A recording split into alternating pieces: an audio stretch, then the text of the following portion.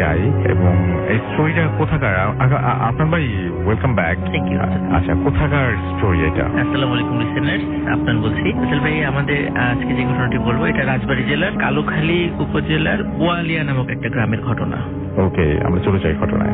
সরাসরি ঘটনাতে চলে যাই। ঘটনাটি অনেক আগে 1930 থেকে 40 সালের মাঝামাঝি, মানে এই সময়ের মধ্যে ঘটনাটি ঘটে যাওয়া, মানে সূত্রপাত আর কি এই সময় থেকে আর কি। ঘটনাটি এরকম যে ওই গ্রামেরই একজন লোক ভিন গ্রাম থেকে একটা মহিলাকে বিয়ে করে নিয়ে আসে। তো বিয়ে করে নিয়ে আসার পরে সবকিছু স্বাভাবিকভাবে চলছিল, মানে সেটেল ম্যারেজ আর কি। তো স্বাভাবিকভাবে চলার পর ওনাদের একটা সন্তান হয়। আচ্ছা, সন্তানের বয়স যখন 3 থেকে 4 বছর বা সর্বোচ্চ 5 বছর, ঠিক এরকম সময়, একদিন হঠাৎ মানে সকালবেলা দেখা যায় যে বাবা মার মাঝখানে শুয়েছিল সন্তানটি, সকালবেলা তার মৃতদেহ পাওয়া যায়। মানে ওই বিছানাতেই সে মানে মৃত অবস্থায় পাওয়া যায়। মানে কেউ কিছুই বুঝতে পারছে না, তার শরীরে কোনো আঘাতের চিহ্ন নাই, কিছুই নাই, কিন্তু কিভাবে মারা গেল কেউ মানে কিছুই বুঝতে পারলো না। তো গ্রাম দেশে অনেক কথা থাকে যে হয়তো বা জিনে মেরে ফেলেছে বা এই টাইপের অনেক কথা থাকে আর কি। ওনারা ওরকমই মনে করলেন আর কি। তো যাই হোক, ওনাদের আরো একটা সন্তান ছিল।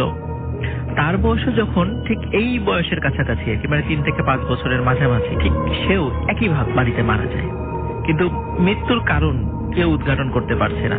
ওই সময় অনেক ওঝা টোঝা নিয়ে আসা হয়েছে, কি ব্যাপার কি।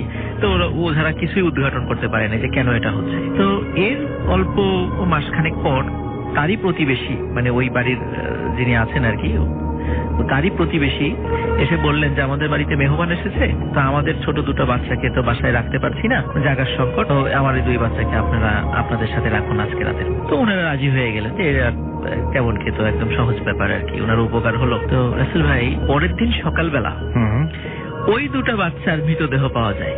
ঠিক যেমন ভাবে মানে ওই বাড়ির ওনাদের নিজেদের সন্তান মারা গেছিল, ঠিক একই রকম ভাবে ওই দুটো বাচ্চারও মৃতদেহ পাওয়া যায়, কিন্তু শরীরে কোথাও কোনো আঘাতের চিহ্ন নাই, মানে কিছুই না, একদম স্বাভাবিক আর কি, মানে স্বাভাবিকভাবে মারা গেছে এমন মনে হচ্ছে আর কি। তো যখন অন্যের সন্তান মারা গেল তাদের ঘরে, তখন এটা নিয়ে অনেক হই হট্টগোল সৃষ্টি হয়ে গেল। তারপরও একটা সময় এটা থেমে গেল। এই ঘটনার বছর খানেকের মধ্যে শুরু হলো আর একটা মানে সমস্যা। সেটা হলো ওই লোকটি যে মহিলাকে বিয়ে করে নিয়ে এসেছিলেন, মানে ওনার ওয়াইফ আর কি। তো ওই মহিলা যেই বাড়িতেই যেতেন বেড়ানোর জন্য বা কথা বলার জন্য গ্রামের, তো ওই বাড়িতে যদি কোনো 3 থেকে 5 বছর বয়সী কোনো শিশু সন্তান থাকে, দেখা যেত পরের দিন সেই শিশু সন্তানটা মারা গেছে। তো এটা যখন চারদিকে ছড়িয়ে গেল যে ওই মহিলা যেই বাড়িতেই যায় সেই বাড়িতে বাচ্চা মারা যায়। আচ্ছা, তখন সবাই বলল এই মহিলা হচ্ছে ডাইনি, ডাইনি অপবাদ দেওয়া হলো তাকে। তখন গ্রামে একটা সালিশ বসানো, এর বিচার হবে, কি করা যায়, কারণ এর কারণে গ্রামের বাচ্চারা মারা যাচ্ছে। তখন গ্রাম থেকে সিদ্ধান্ত হলো একে গ্রাম থেকে বের করে দেওয়া হবে। কিন্তু তার হাজবেন্ড ব্যাপারটাকে খুব ভালোবাসতো। তখন বলে যে না, আমার স্ত্রীর এরকম মানে প্রমাণ ছাড়া এরকম কোনো দোষারোপ করে তাকে গ্রাম থেকে বের করে এটা অন্যায়। তখন যেহেতু গ্রামের মানে যারা কর্তা ব্যক্তিরা ছিলেন, তাদের সিদ্ধান্তের বিপরীতে তার হাজবেন্ড কথা বলে ফেলেছে। তখন বললো যে তোমার তার স্ত্রীর শাস্তি তোমাকেই নিতে হবে, এবং তাকে খুবই মানে লজ্জাজনক কিছু শাস্তি দেওয়া হয়। নিজের স্বামীর এই ধরনের লজ্জাজনক শাস্তি দেখে ওনার স্ত্রী মানে মানসিকভাবে এতটাই মানে আঘাতপ্রাপ্ত হন যে উনি পাগল হয়ে যান। আচ্ছা, কিন্তু উনি যখন পাগল হয়ে যান, অদ্ভুত ব্যাপার, উনি সবসময় কাঁথা জড়িয়ে থাকতেন শরীরে এবং মাথায়, এবং ওনার চেহারাটা বের করতেন না কোনো মানুষের সামনে, চুপচাপ থাকতেন, কাঁথা জড়িয়ে থাকতেন। আচ্ছা, এইভাবে সপ্তাহখানেক পার হওয়ার পর হঠাৎ একদিন উনি নিরুদ্দেশ হয়ে যান। ওই মহিলা, ওনাকে পাওয়া যায় না, মানে একদমই পাওয়া যাচ্ছে না। এরকম চলে গেল অনেক দিন, প্রায় 1 যুগ 12 বছর, মানে এইভাবে চলে গেল। এবং ওনার হাজবেন্ডও এর মাঝখানে আর কখনো বিয়ে করেন নাই, উনি ওইভাবে ছিলেন। তো ওই মহিলার যে দেবর আর কি, মানে ওনার হাজবেন্ডের ছোট ভাই, তো উনি আবার ব্যবসা করতেন, কারণ তৎকালীন সময় তো এইভাবে এরকম রাস্তাঘাট ছিল না, তখন ওই নদী পথেই মানে বিজনেস করতেন আর কি। তো উনি নৌকা নিয়ে গিয়েছিলেন ওই সময় আপনার ঈশ্বরদীতে। আচ্ছা, তো ঈশ্বরদীতে উনি ব্যবসার কাজে যাওয়ার পরে ঈশ্বরদী বাজারে গিয়ে হঠাৎ করে দেখলেন যে কিছু লোক মানে একজন ব্যক্তিকে খুব বেদম মানে মারছে আর কি, প্রহার করছে লাঠি দিয়ে। এবং উনি দূর থেকে শুনলেন যে সেই ভিতর থেকে যে আর্তনাদটা শোনা যাচ্ছে, একটা মহিলার আর্তনাদ। তো উনি চিন্তা করলেন যে মহিলাকে কেন মারছে, একটু কাছে গিয়ে দেখি। তো উনি ভিড় ঠেলে ভিতরে গিয়ে দেখলেন ওই মহিলাটি অন্য কেউ নয়, ওনার সেই ভাবি, 1 যুগ আগে হারিয়ে যাওয়া ওনার সেই ভাবিটি। তখন সবাইকে থামালেন, বলে যে উনি পরিচিত আত্মীয়, উনি অনেক আগে হারিয়ে গিয়েছিলেন, তো ওনাকে মারছেন কেন? সবার একই অভিযোগ যে ওই মহিলা নতুন এসেছে এই এলাকায়, যেই বাড়িতেই যায় সেই বাড়ির বাচ্চা মারা যায়। আচ্ছা, তো উনি ওনার কারণে অনেক বাচ্চা মারা গেছে। তো ইনি হচ্ছেন খুবই খারাপ একজন মহিলা, আমরা ওকে মেরেই ফেলবো, মানে পিটিয়ে মেরে ফেলবো। আচ্ছা। তখন বলছেন না, ইনি ভালো, উনি এরকম হারিয়ে গিয়েছিলেন, হয়তো বাচ্চা অন্য কারণে মারা যাচ্ছে, এই মানে 7-5 বুঝ দিয়ে ওই জায়গা থেকে তাকে নিয়ে আসা হয় আর কি। তো এখানে একটা ব্যাপার আসল ভাই, যে উনি কোনো বাসায় বাচ্চা থাকলে, মানে যদি ওই বাসায় বাচ্চা থেকে বাচ্চা মারা যেত, কিন্তু উনি যদি খাবারের মানে ক্ষুধার তাড়নায় যদি এমন কোনো বাড়িতে যেতেন যে বাড়িতে কোনো সন্তান নাই, নিঃসন্তান দম্পতি, ওই নিঃসন্তান দম্পতির আবার সন্তান হতো। তো যার কারণে দেখা যাচ্ছে ওই যে নিঃসন্তান দম্পতি ওনাকে আবার ভালো জানতেন, ওনারাই খাবার টাবার দিতেন আর কি তাকে। তো এই মানে টোটাল বিপরীত একটা ঘটনা, যে উনি যে বাড়িতে বাচ্চা আছে সেই বাড়িতে উল্টা হতো আর কি, ঘটনাটা উল্টা হতো। তো ওনাকে যখন আবার মানে কালুখালীতে নিয়ে আসা হয়, নিয়ে আসার পর ওনাকে ট্রিটমেন্ট করা হয়, তো ট্রিটমেন্টও সুস্থ হচ্ছেন না। তো যাই হোক, তো একদিন মানে কোন গ্রাম থেকে একটা খুব বড় তান্ত্রিক গোছের বা এই টাইপের আর কি একজন লোক আসেন, এসে ওনাকে দেখেই বলেন যে একে তো এই মহিলা তো স্বাভাবিক নয়, এর উপরে মানে ভয়ঙ্কর কোন একটা কিছুর আসর আছে, যে ভয়ঙ্কর কিছুটাও মানে মানে ভয়ঙ্করদের মধ্যেও ভয়ঙ্কর, এটা এর সাথে আছে। তো একে এর থেকে তাড়াতে হবে, তা না হলে এর দ্বারা অনেক লোক মারা যাবে, বহু বাচ্চা মারা যাবে। তখন এটা কিভাবে করা যায়, কারণ এর আগে অনেক তান্ত্রিক এসেছিল কিন্তু কেউ ওনার সমস্যাটা ফাইন্ড আউট করতে পারেনি, কিন্তু উনি এসে এটা ফাইন্ড আউট করেন। তখন উনি ওনার কিছু নির্দিষ্ট রিচুয়াল করে যে ওই মহিলার সাথে যে আছে তাকে মানে রাত্রে হাজির করা হয়। হাজির করা হলে তাকে বলা হয় যে তুমি এত বাচ্চাদেরকে কেন হত্যা করছো?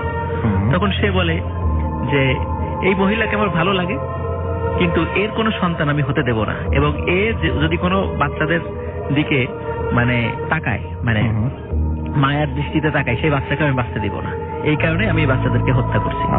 তখন ওই তান্ত্রিক বলে যে তুমি একে ছেড়ে চলে যাও। তখন সে আবার বলে যে না, আমি যাব না।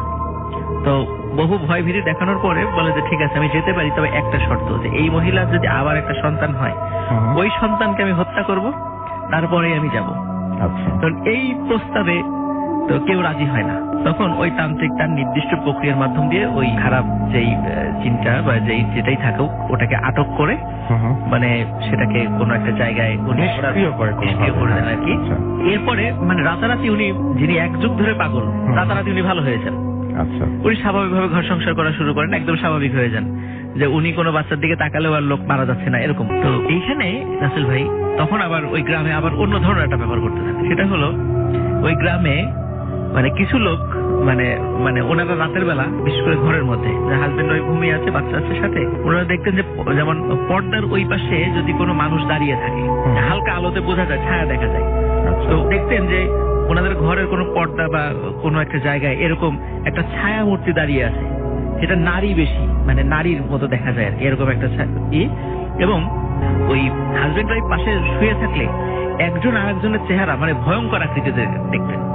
দুইজন দুইজনের চেহারা ভয়ঙ্কর আকৃতিতে দেখছে, স্বাভাবিক অবস্থায় নাই, স্বাভাবিক না এরকম দেখছেন। তখন লোকজন বলা শুরু করে যে ওই ডাইনি মহিলা যেহেতু গ্রামে ঢুকেছে, ওই রাতের বেলা এই ধরনের ঘটনাগুলা মানে ঘটাচ্ছে। এবং রাসেল ভাই ওই বাড়িতে কিন্তু ওই রাত্রে যখন মানুষ দেখতো তার সাথে সন্তান থাকলে সে ওই সকালে মারা যেত, মানে আবার নতুন একটা সমস্যা সৃষ্টি হলো যে মহিলা ওই বাড়িতে যায় না কিন্তু অন্য কোনো কারণে মানে বাচ্চা মারা যাচ্ছে। তখন এই ঘটনা কিছুদিন চলতে থাকলো, তারপর আবার এটাও থেমে যায়। কেন থামলো এটা কেউ জানে না।